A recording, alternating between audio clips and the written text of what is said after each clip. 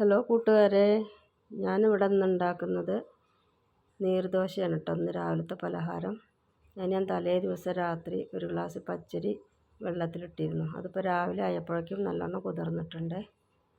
ഇത് നല്ലോണം 2-3 പ്രാവശ്യം കഴുകി മിക്സിയിലിട്ടു. അതിൻ്റെ കൂടെ കുറച്ച് തേങ്ങയും ചേർക്കുന്നുണ്ട് കേട്ടോ.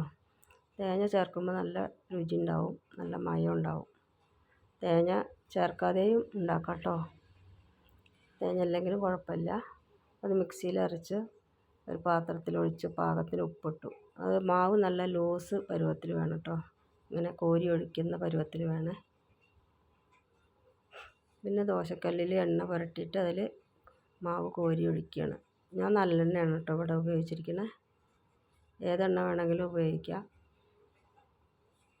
പിന്നെ കോരി ഒഴിച്ച് മൂടി വെച്ചിട്ട് പിന്നെ മൂടി തുറന്ന് ഒന്നും കൂടെ മറിച്ചിട്ട് വേവിക്കുക. അങ്ങനെ എല്ലാ ദോശയും അതുപോലെ ഉണ്ടാക്കാം. 3 പേർക്ക് കഴിക്കാം, ധാരാളമായിട്ടുണ്ടാവും ഒരു ഗ്ലാസ് അരി വെള്ളത്തിലിട്ടാൽ.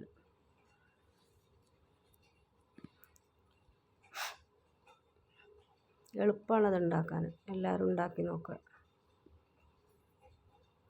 എൻ്റെ വീഡിയോ എല്ലാവരും സബ്സ്ക്രൈബ് ചെയ്യുക കേട്ടോ. ലൈക്ക് ചെയ്യണേ.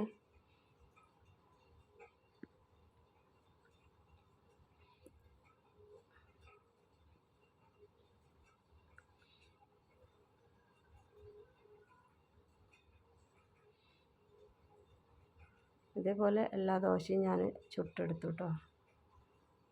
പിന്നെ അതിൻ്റെ കൂടെ ചമ്മന്തി പറ്റും, ഇറച്ചിക്കറി പറ്റും, പിന്നെ കടലക്കറി എല്ലാം പറ്റും.